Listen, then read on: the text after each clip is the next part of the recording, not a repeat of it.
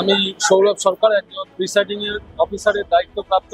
আজকে আমি Don Bosco high স্কুলে যে আসন্ন বিধানসভা বাই ইলেকশন 80 কালীগঞ্জ, তার জন্য আমি ট্রেনিং নিতে এসেছি এবং এই ট্রেনিং যথেষ্ট সন্তোষজনক।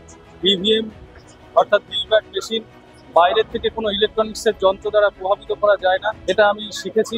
এবং এখানে মক ড্রিলে অংশগ্রহণ করার পরে 100টি ভোট আমি দিয়েছি এবং আমি ভিভিপ্যাটেও সেই 100টি স্লিপই দেখতে পেয়েছি।